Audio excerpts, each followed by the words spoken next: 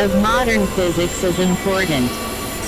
According to the classical, uniquely serial, view of time, two contemporary actual entities define the same actual world. According to the modern view. 66. Discussions and applications. No two actual entities define the same actual world. Actual entities are called contemporary when neither belongs to the given actual world defined by the other. The differences between the actual worlds of a pair of contemporary entities, which are in a certain sense neighbors, are negligible for most human purposes. Thus THC difference between the classical and the relativity view of time only rarely has any important relevance. I shall always adopt the relativity view, for one reason, because it seems better to accord with the general philosophical doctrine of relativity which is presupposed in the philosophy of organism, and for another reason, because with rare exceptions the classical doctrine can be looked on as a special case of the relativity doctrine, a case which does not seem to accord with experimental evidence. In other words, the classical view seems to limit a general philosophical doctrine. It is the larger assumption, and its consequences, taken in conjunction with other scientific principles, seem to be false. 103e. The second metaphysical assumption is that the real potentialities relative to all standpoints are coordinated as diverse determinations of one extensive continuum. This extensive continuum is one relational complex in which all potential objectifications find their niche. It underlies the whole world, past, present, and future. Considered in its full generality, apart from the additional conditions proper only to the cosmic epoch of electrons, protons, molecules, and star systems, the properties of this continuum are very few and do not include the relationships of metrical geometry. An extensive continuum is a complex of entities united by the various allied relationships of whole to part, and of overlapping so as to possess common parts, and of contact, and of other relationships derived from these primary relationships. The notion of a continuum involves both the property of indefinite divisibility and the property of unbounded extension. There are always entities beyond entities, because nonentity is no boundary. This extensive continuum expresses the solidarity of all possible standpoints throughout the whole process of the world. It is not a fact prior to the world, it is the first determination of order, that is, of real potentiality arising out of the general character of the world. In its full generality beyond the present epoch, it does not involve shapes, dimensions, or measurability. These are additional determinations of real potentiality arising from our cosmic epoch.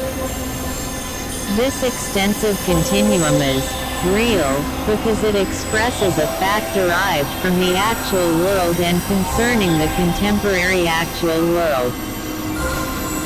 All actual entities are related according to the determinations of this continuum, and all possible actual entities in the future must exemplify these determinations in their relations with the already actual world. The reality of the future is bound up with the reality of this continuum. It is the reality of what is potential, in its character of a real component of what is actual. Such a real component must be interpreted in 104 terms of the extensive continuum. 67 Relatedness of prehensions. This task will be undertaken in Chapter 5 of Part 4 of these lectures. Actual entities atomize the extensive continuum. This continuum is in itself merely the potentiality for division. An actual entity affects this division.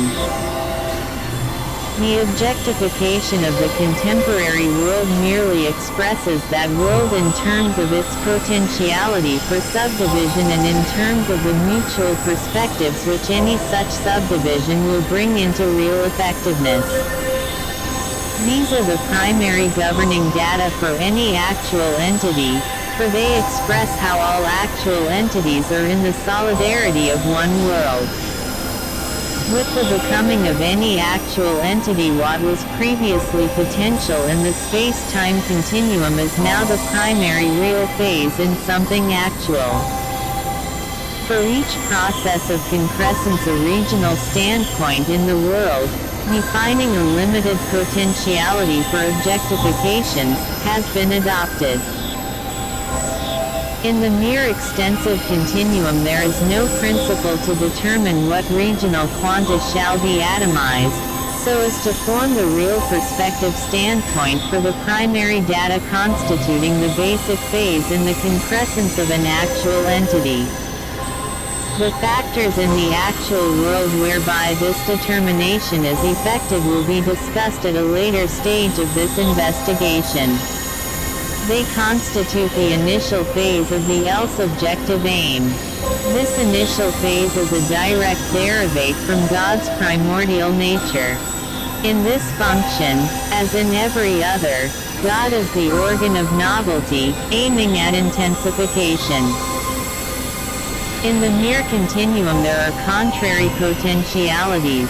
In the actual world there are definite atomic actualities determining one coherent system of real divisions throughout the region of actuality. Every actual entity in its relationship to other actual entities is in this sense somewhere in the continuum, and arises out of the data provided by this standpoint. But in another sense it is everywhere throughout the continuum, for its constitution includes the objectifications of the actual world and thereby includes the continuum, also that 105 potential objectifications of itself contribute to the real potentialities whose solidarity the continuum expresses. Thus the continuum is present in each actual entity, and each actual entity pervades the continuum. This conclusion can be stated otherwise. Extension, apart from its spatialization and temporalization, is that general scheme of relationships providing the capacity that many objects can be welded into the real unity of one experience. Thus, an act of experience has an objective scheme of extensive order by reason of the double fact that its own perspective standpoint has extensive content, and that the other actual entities are objectified with the retention of their extensive relationships. These extensive relationships are more fundamental than their more special spatial and temporal relationships. Extension is the most general scheme of real potentiality, providing the background for all other organic relations. The potential scheme does not determine its own atomization by actual entities. It is divisible, but its real division by actual entities depends upon. 68. Discussions and applications. More particular characteristics of the actual entities constituting the antecedent environment. In respect to time, this atomization takes the special form of the epochal theory of time. In respect to space, it means that every actual entity in the temporal world is to be credited with a spatial volume for its perspective standpoint. These conclusions are required by the consideration of Zeno's arguments, in connection with the presumption that an actual entity is an act of experience. The authority of William James can be quoted in support of this conclusion. He writes, Either your experience is of no content, of no change, or it is of a perceptible amount of content or change. Your acquaintance with reality grows literally by buds or drops of perception. Intellectually and on reflection you can divide these into components, but as immediately given, 106 they come totally or not at all. 4. James also refers to Zeno. In substance I agree with his argument from Zeno, though I do not think that he allows sufficiently for those elements in Zeno's paradoxes which are the product of inadequate mathematical knowledge. But I agree that a valid argument remains after the removal of the invalid parts. The argument, so far as it is valid, elicits a contradiction from the two premises, I that in a becoming something, res vera becomes, and e that every act of becoming is divisible into earlier and later sections which are themselves acts of becoming. Consider, for example, an act of becoming during 1 second. The act is divisible into two acts, one during the earlier half of the second, the other during the later half of the second. Thus that which becomes during the whole second presupposes that which becomes during the first half second. Analogously, that which becomes during the first half second presupposes that which becomes during the first quarter second, and so on indefinitely. Thus if we consider the process of becoming up to the beginning of the second in question, and ask what then becomes, no answer can be given. 4. Whatever creature we indicate presupposes an earlier creature which became after the beginning of the second and antecedently to the indicated creature. Therefore there is nothing which becomes, so as to effect a transition into the second in question. The difficulty is not abated by assuming that something becomes at each non-extensive instant of time. For at the beginning of the second of time there is no next instant at which something can become. Zeno in his Arrow in its Flight seems to have had an obscure grasp of this argument. But the introduction of motion brings in irrelevant details. The true difficulty is to understand how the arrow survives the lapse of 2 cf. My Science and the Modern World, ch. 7. A cf. Loco cit. And Part 4 of the present work. For some problems of philosophy, chx, my attention was drawn to this passage by its quotation in Religion and Philosophy of William James, by Professor J. S. Fixler. The extensive continuum, 69, time, 107. Unfortunately Descartes' treatment of endurance is very superficial, and subsequent philosophers have followed his example.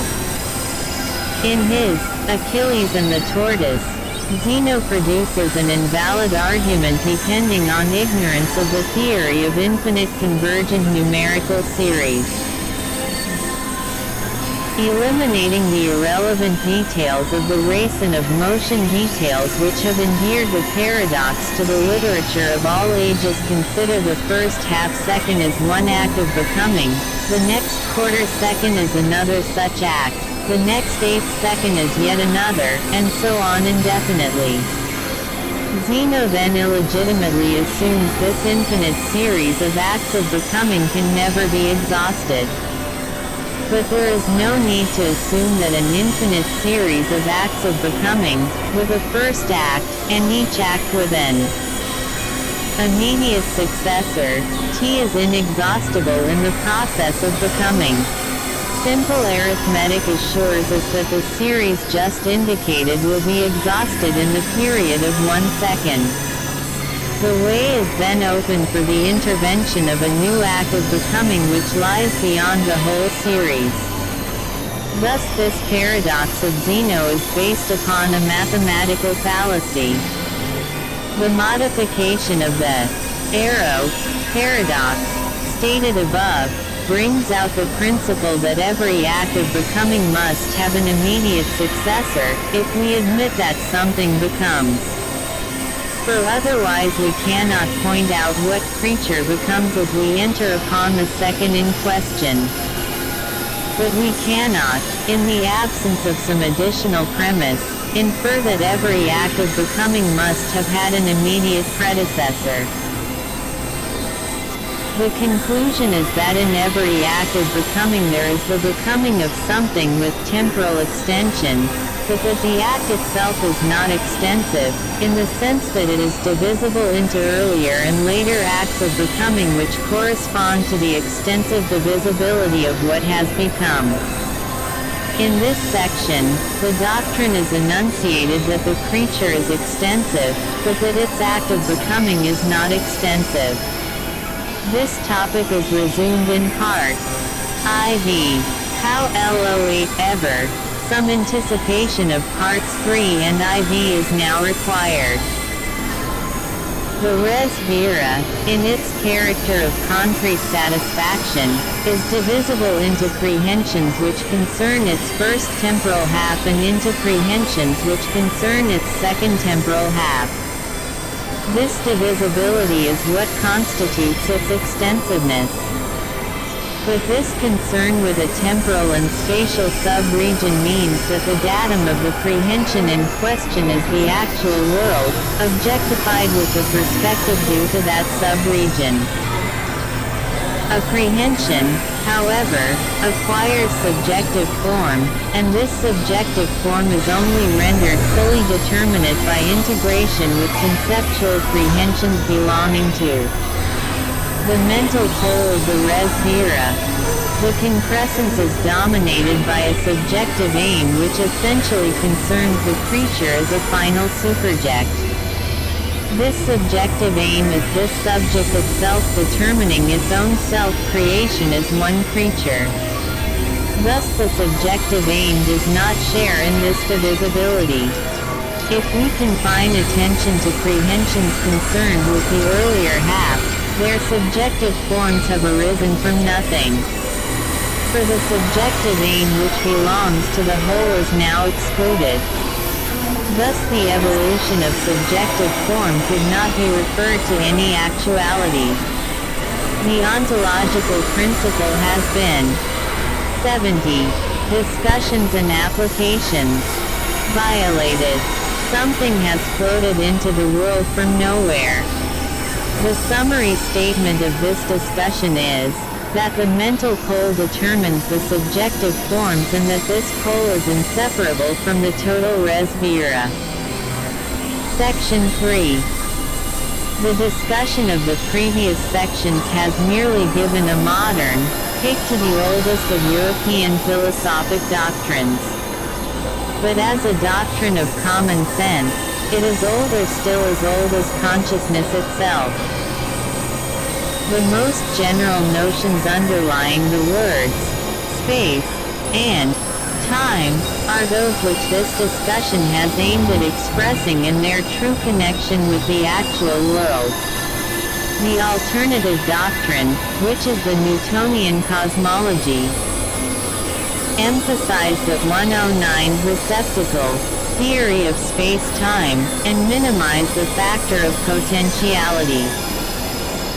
Thus bits of space and time were conceived as being as actual as anything else, and as being occupied by other actualities which were the bits of matter. This is the Newtonian absolute theory of space-time, which philosophers have never accepted, though at times some have acquiesced. Newton's famous Scholium 5 to his first 8 definitions in his Principia expresses this point of view with entire clearness. Hitherto I have laid down the definitions of such words as are less known, and explained the sense in which I would have them to be understood in the following discourse. I do not define time, space, place, and motion, as being well known to all. Only I must observe, that the vulgar conceive those quantities under no other notions but from the relation they bear to sensible objects. And thence arise certain prejudices, for the removing of which, it will be convenient to distinguish them into absolute and relative, true and apparent, mathematical and common. Absolute, true, and mathematical time, of itself, and from its own nature, flows equably without regard to anything external, and by another name is called duration. Relative, apparent, and common time, is some sensible and external whether accurate or unequivocal measure of duration by that means of motion, which is commonly used instead of true time, such as an hour, a day, a month, a year. 2. Absolute space, in its own nature, and without regard to anything external, remains always similar and immovable. Relative space is some movable dimension or measure of the absolute spaces, which our senses determine by its position to bodies, and which is vulgarly taken for a movable space. Absolute and relative space are the same in figure and magnitude, but they do not remain always numerically the same. IV. As the order of the parts of time is 1/10 immutable, so also is the order of the parts of space. Suppose those parts to be 5. Andrew Mott's translation, New Edition Revised, London, 1803. The extensive continuum, moved out of their places, and they will be moved, if the expression may be allowed, out of themselves. For times and spaces are, as it were, the places as well of themselves as of all other things. All things are placed in time as to order of succession, and in space as to order of situation. It is from their essence or nature that they are places, and that the primary places of things should be movable, is absurd. These are, therefore, the absolute places, and translations out of those places are the only absolute motions. Now no other places are immovable but those that, from infinity to infinity, who all retain the same given positions one to another, and upon this account must ever remain unmoved, and who thereby constitute, what I call, a movable space. The causes by which true and relative motions are distinguished, one from the other, are the forces impressed upon bodies to generate motion.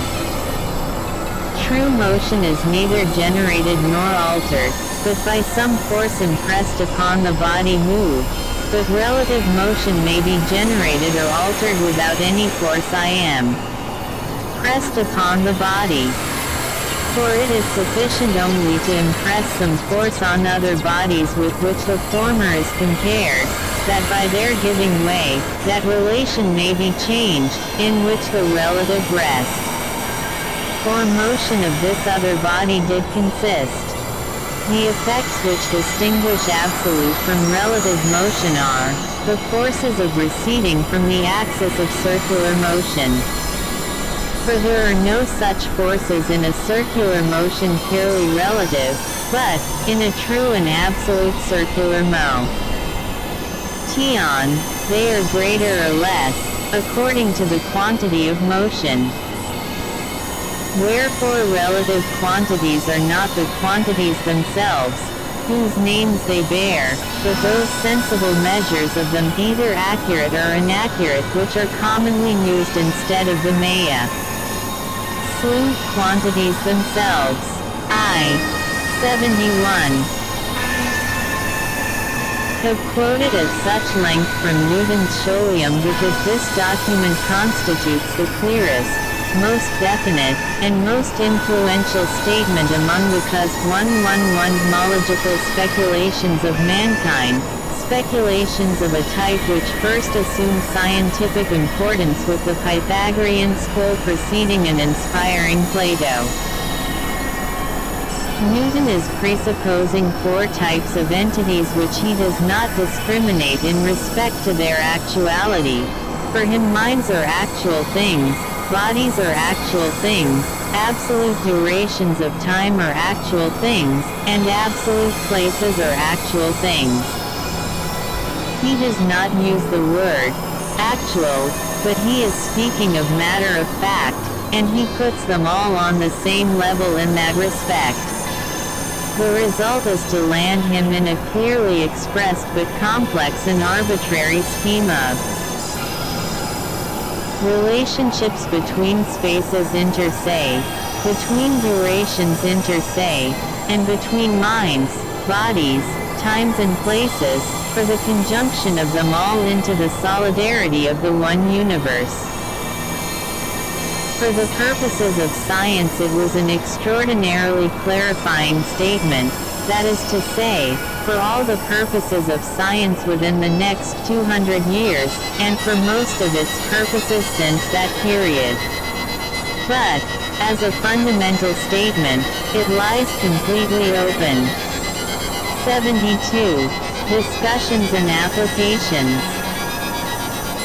To skeptical attack, and also, as Newton himself admits, diverges from common sense. LLTHE vulgar conceive those quantities under no other notions but from the relation they bear to sensible objects. Kant only saved it by reducing it to the description of a construct by means of which pure intuition introduces an order for chaotic data, and for the schools of transcendentalists derived from Kant, this construct has remained in the inferior position of a derivative from the proper ultimate substantial reality. For them it is an element in appearance, and appearance is to be distinguished from reality. The philosophy of organism is an attempt, with the minimum of critical adjustment, to return to the conceptions of the vulgar. In the first place, the discussion must fasten on the notion of a sensible object, to quote Newton's phrase. We may expand Newton's phrase, and state that the common sense of mankind conceives that all its notions ultimately refer to actual entities, or as Newton terms them, sensible objects. Newton, basing himself upon 112 current physical notions, conceived sensible objects to be the material bodies to which the science of dynamics applies. He was then left with the antithesis between sensible objects and empty space. Newton, indeed, as a private opinion, conjectured that there is a material medium pervading space. But he also held that there might not be such a medium. For him the notion, empty space, that is, mere spatiality had sense, conceived as an independent actual existence, from infinity to infinity. In this he differed from Descartes. Modern physics sides with Descartes. It has introduced the notion of the physical field. Also, the latest speculations tend to remove the sharp distinction between the occupied portions of the field and the unoccupied portion. Further, in these lectures, cf. ch. 3 of Part 2, a distinction is introduced, not explicitly in the mind either of the vulgar or of Newton. This distinction is that between I, an actual entity, E, an enduring object, E, a corpuscular society, IV, a non-corpuscular society, D, a non-social nexus. A non-social nexus is what answers to the notion of chaos. The extensive continuum is that general relational element in experience whereby the actual entity's experience, and that unit experience itself, are united in the solidarity of one common world. The actual entity